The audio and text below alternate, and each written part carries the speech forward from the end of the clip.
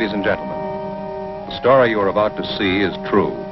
The names have been changed to protect the innocent.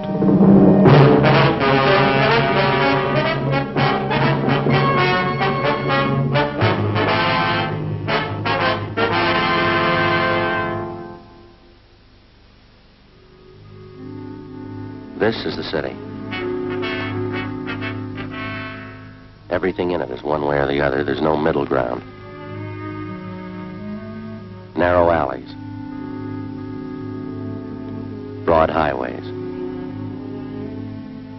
Mansions on the hill. Shacks in the gullies. People who work for a living and people who steal. These are the ones that cause me trouble. I'm a cop. It was Monday, April 17th. We were working the day watch out of forgery detail. My partner's Frank Smith. The boss is Captain Welch. My name's Friday.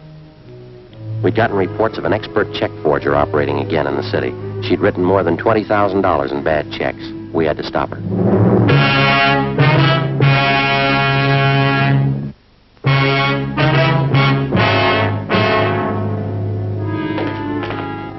Morning, Joe. Hi, how'd the weekend go? Oh, pretty slow. Stayed home, did some gardening. How about that new lawn you put in? How's it doing? Well, there's only one solution. If we want to garden, we're going to have to move. Well, why? What's the matter now? Same old thing. Gophers? Happens every year. I don't know why I try anymore. It's just a waste of good grass seed. Joe, Frank, Yeah, Ferguson. Captain wants to see us. Okay. What's up, Fergie? You ain't gonna like it. What's that? Skipper will brief us. Morning, Skipper. Hi. You two finished up on the Meyer case yesterday, that right? Yeah, it's all washed up. We're clear. Good. Then you can start on this one right away. You work with Besser and Ferguson here. Well, what is it, Captain? The grandma case. I had a hunch, Joe. What have we done to deserve this? There's nothing any of us have done. It's what we haven't done. I want her stopped once and for all. We any closer to her than we have been, Fergie? Just about the same, Joe. That's the reason I'm putting two more of you on it. How well do you know this case? Well, just what we've heard around the office. Frank? Same here. I could stand some briefing. Ferguson? Connick, you must have heard how she operates 3 months out of the year, April, October, and December. That's all. She's never been known to change the schedule? Not as far as I know. She's been doing it the same for 9 years. All the phony checks she cashes are personal checks. That's right. She never writes them less than $2, never more than 100. 9 years. She been going that long? 9.5. It'll be an even 10 this October. You want to check them out on the totals, Ferguson? Yeah, up to and including the first of the month, she's cashed 1,273 checks. The total's a little over $22,000. Anything special about the way she writes the checks? Nothing but the signatures. There's an alias list on it that'll knock your eye out. More than 200 different names. Her description's still the same. About 50 years old, kind of plump, nice face. A few minor changes. Last year, she had gray hair, dressed very plain. This year, she dyed her hair black, dresses a little more expensively. 9 years. That's a long streak of luck for any paper hanger. That's just it. This old gal's not just an ordinary paper hanger. She's no amateur, now don't get me wrong. But she doesn't operate like any check forger I've ever known. She contradicts part of her MO, part of it she doesn't. She takes chances an ordinary paper hanger would never take, and she gets away with them. Take a look at just one of these exhibits. 28 checks passed on the same chain of grocery stores, same company. Pass them all in 1 month? Nope, that's just the point. 2 years ago, she passed 14 of them, spread them out over a period of a month. Last year, she passed another batch of 14, all within 3 days. 1 year, she used a different name on each check. On this batch, she used the same name. Well, does she have identification when she passes these checks? Always. Phony driver's license, social security card, the works. Then she's got that sweet grandmother smile of hers. Clerks rarely turn her down when she shows up at the check. You can get used to various descriptions on her, too. Give the file a look. Hardly 3 of the check victims can get together on what she looks like exactly. Well, where are they getting stung the most? Downtown or out in the neighborhoods? The neighborhoods. Anywhere from the beach area to the valley. Well, that whole file, Skipper, that's not just her work, is it? Every last bit of it. We can't fit it in a 6-foot shelf. In 9 years, I've had 5 teams of men work this thing. None of them reached her. You and Friday make the 6. Yeah, well, it's April 17th. How's she doing so far this month, Fergie? Cashed $602 in checks we know of since the first of the month. Same general description, same general MO. No fresh leads? She's been operating 9 years, Joe. Yeah. She's just as good as ever.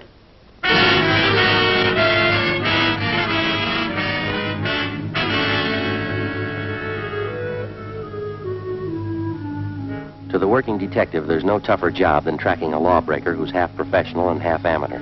You can expect a criminal who's entirely professional to react generally the same in a given set of circumstances. The same with the amateur. But take the two, the professional and the amateur, and intermingle their possible and probable reactions.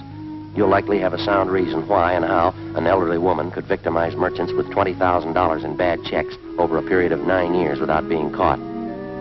Grandma, as she'd come to be known, worked only 3 months out of each year. April, October, and December.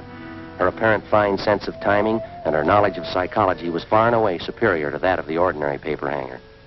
If the file on Grandma was any indication, she apparently had been born to be a successful check forger. After Frank and I spent 3 days on the case with Sergeants Ferguson and Besser, we were almost convinced there was only one way we could reach the suspect. She had to make a mistake. Fergie, how'd you do? Pretty sour. 4 checks in 2 days. What'd you get? 2. Don Myers checked the signatures. They're all hers. Here's our list if you're interested. Meat market out on Pico, $25. Grocery in West Hollywood, $48. 2 department stores downtown, $100 apiece. How they describe the woman? Same old yarn. She was a nice, charming little lady, about 55 or 60. Small, dark hair, graying, dark eyes, nice smile. Clerk told me she reminded him of his mother. Yeah. One thing, sure, her timing's just as good as it was 9 years ago. The Downtown Merchants Association's screaming again. They're looking for action. Well, fine, so are we. When they stop cashing checks for people they don't know, they'll stop getting hurt. We can't stand behind their counters and run a make on every one of their customers who wants to cash a check. How many publicity campaigns have we run on bad checks? I don't know, but they don't seem to stop Grandma. You talked to the captain today? Yeah, he's looking for action, too. I don't know what we can do unless we get some kind of cooperation from the merchants. Every time the old gal pushes a bum check, it's 3 or 4 days before it gets to the bank, and we hear about it. The trail's pretty cold by then. Joe and I were talking just before you came in, Fergie. We can't expect too much to happen the way we're going. Any ideas? Well, more men and more stakeouts. The captain says he'll buy that. That's about all we can do. Another 10 days and April will be over. Grandma will be through pushing checks until October again. I don't know, Joe. Her formula's too perfect for me. There's got to be a flaw in it someplace. Yeah, sure. All we got to do is find it. You got out a bulletin on that revised description of her, Fergie? They're all taken care of. Special notices were mailed out to the merchants. I'll get it. Forgery, Smith. Yes, sir. Oh? Yes, sir. We'll be right out. Thanks. Anything? Yeah, a supermarket on North Temple just got hit with 2 checks. Yeah. Clerk says the woman reminded him of his mother.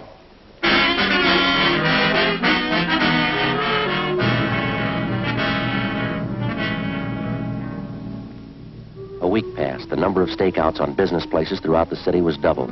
The M.O. and the description of the suspect was circulated among the merchants in the downtown and suburban shopping centers.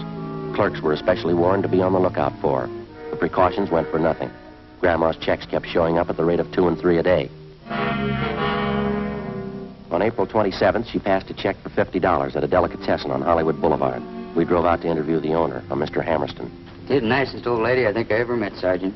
Sure surprised me.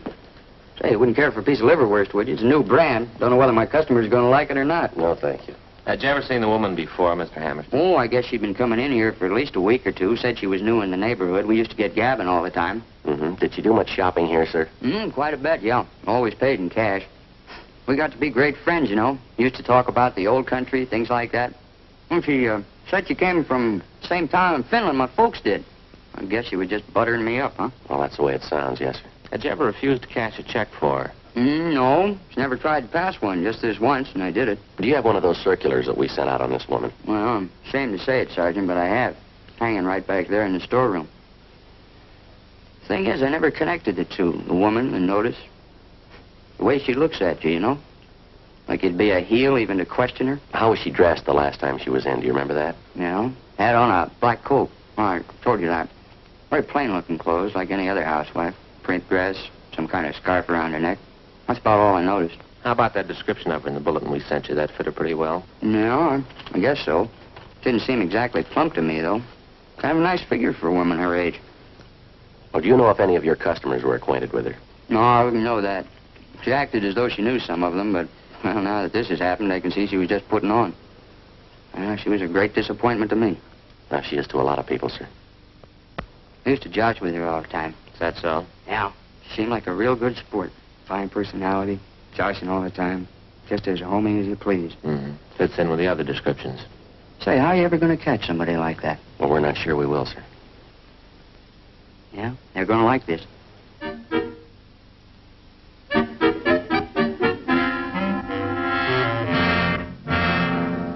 Two days later, on April 30th, right on schedule, the flow of bogus checks in Grandma's handwriting suddenly stopped.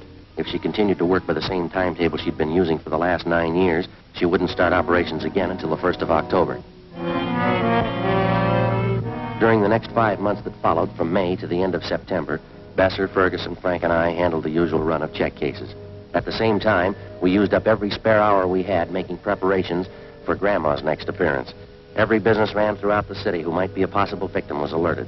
A revised description of the suspect together with her M.O. was printed up and given wide distribution.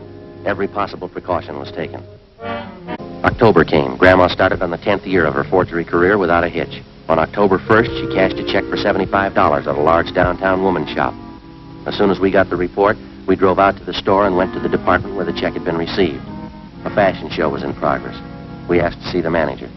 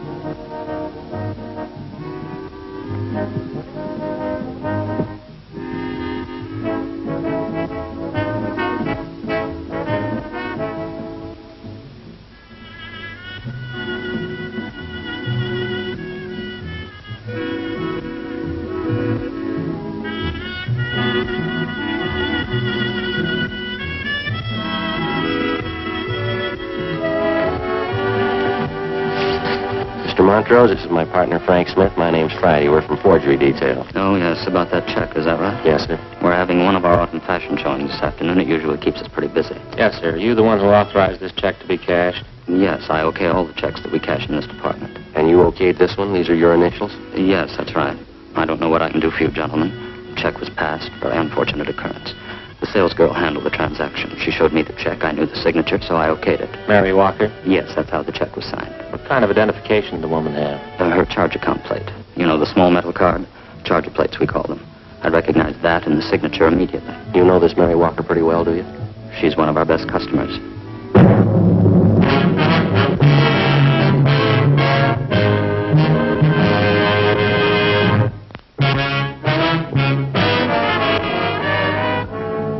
Friday, October 4th, 2 p.m. Before we left the store, we found that another worthless check bearing the signature Mary Walker had been cashed in a different department of the store on the same day as the other forged check.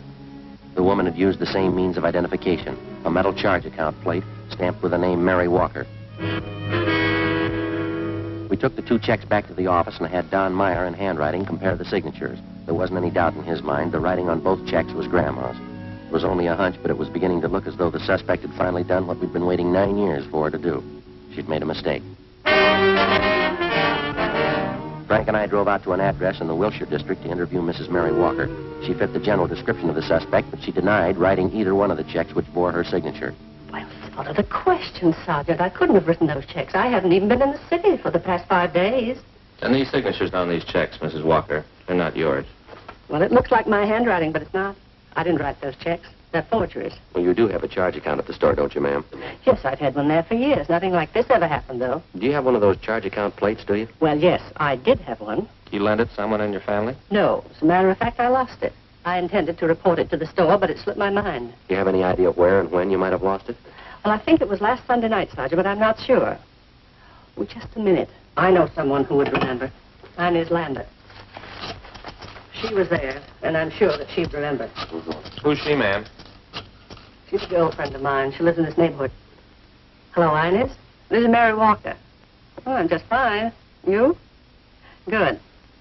Say, Inez, what night was it that we went to the Boosters Club meeting? Sunday? Well, that's what I thought. Oh, nothing. Just some silly misunderstanding. Well, all right, Inez. Thanks for remembering for me. Yeah. Bye. It was Sunday night, Sergeant. Inez Lambert and I went to the neighborhood Boosters Club meeting, and I'm sure that that's where I must have lost it. Well, and you think the charge account plate just fell out of your purse, is that it? Either that or it was taken. Why do you say that, ma'am? Well, it's a very serious thing, and I didn't want to mention it. What's that? Well, I left my purse on the chair next to me part of the evening. And when I got home, I thought I was missing a $5 bill out of my change purse. I didn't notice then that the charger plate was gone. Do you remember who was at that meeting, Mrs. Walker? Oh, 40 or 50 people at least. How many women would you say? Oh, a dozen, I suppose. Now, I'm not accusing anyone of robbery, Sergeant. I know that that's a very serious charge to make. Do you know if one of the club officers might have taken a list of those present? Oh, they don't have to. We do the same thing at every meeting. What's that, ma'am? We all sign the attendance book when we leave.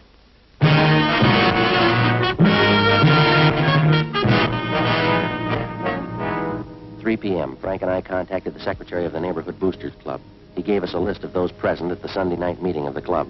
As Mary Walker had told us, each person present had signed his or her name and address in the attendance book.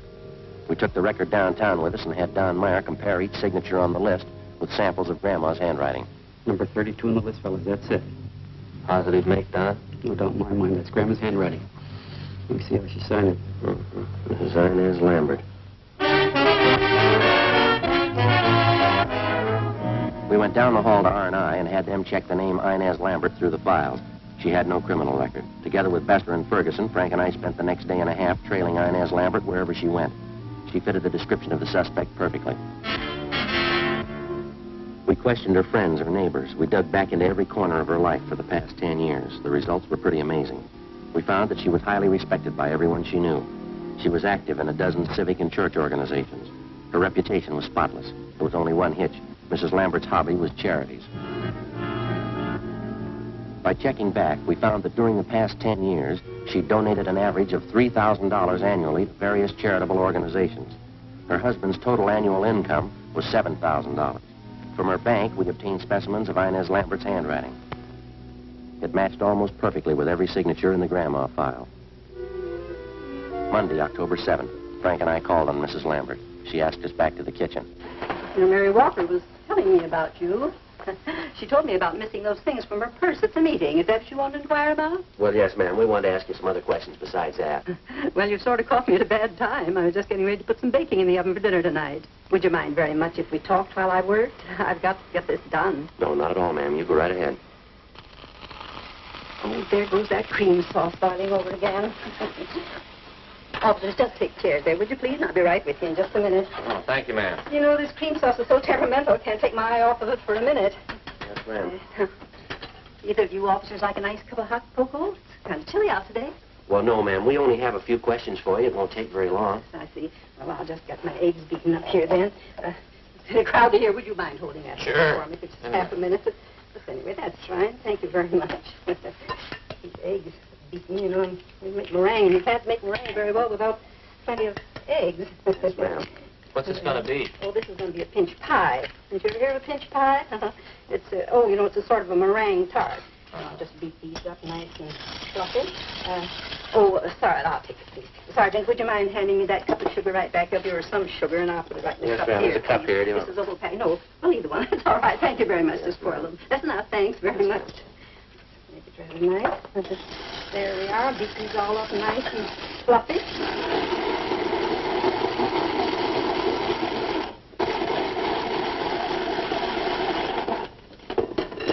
Now, what was it you wanted to know? Well, Mrs. Walker had her charge account plate stolen that night at the Boosters Club meeting. Someone's been using it to cash bad checks in her name. Is that so? Well, Mary didn't tell me that. The same person who's using that charger plate has been cashing bad checks all over the city. Been doing it for some time now. Oh, my. Well, I don't think I can help you, Sergeant. I went to that meeting with Mary. She says somebody must have been in her purse, but I didn't see them. Do you have that charge account plate, Mrs. Lambert? Me? Oh, no. I have my own.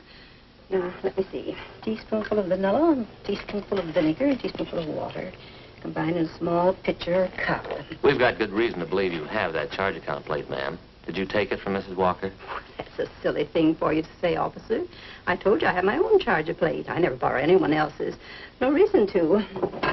Add a few drops of combined liquids and beat constantly. Did you cash 2 checks last week and sign them with Mrs. Walker's name? Why, of course not. Why should I do such a thing? Mary Walker's one of my best friends. I would do that to her, even as a joke. Our handwriting man compared the signatures on those 2 checks, Mrs. Lambert. Both of them match your handwriting. Well, then your handwriting man certainly made a mistake.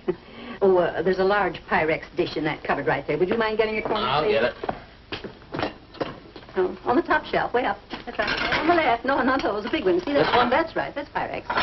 Don't drop those on your head. There's so many nice dishes. I don't want you to break them. That's fine. That's it. Careful. Good.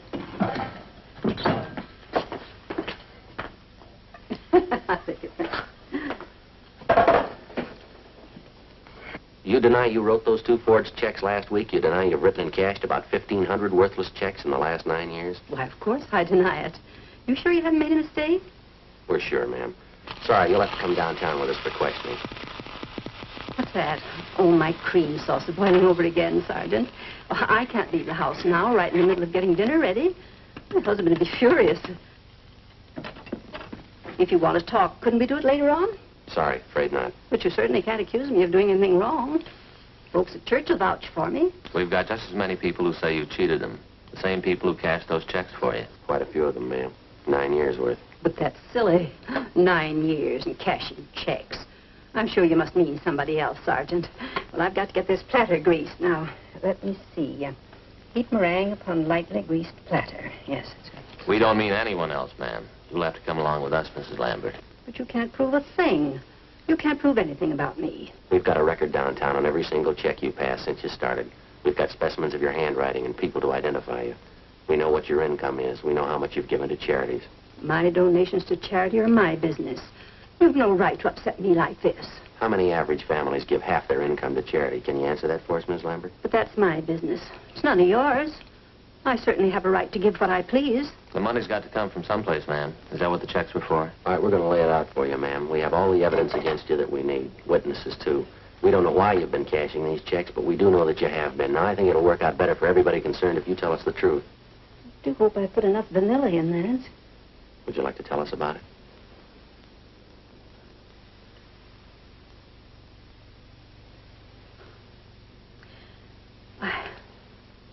I never thought about anyone finding out, I guess. I guess I should have expected it, shouldn't I? Yes, ma'am. It'll be terrible, I know. He'll never understand. Who's that? Albert, my husband. He'll never understand. Would either of you like a cup of coffee? No, thank you, ma'am. The money wasn't for me, you know.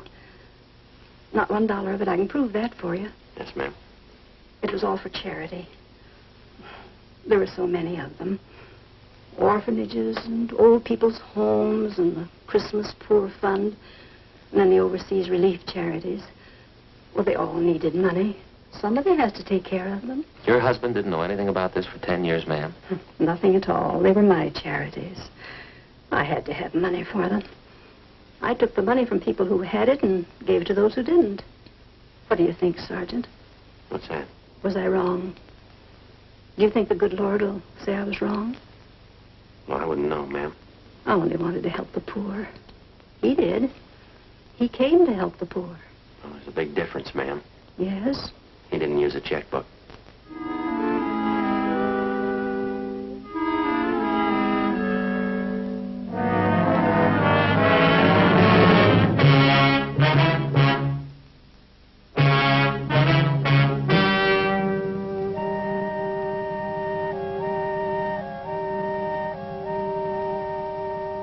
On December 17th, trial was held in Department 81, Superior Court of the State of California, in and for the County of Los Angeles. In a moment, the results of that trial.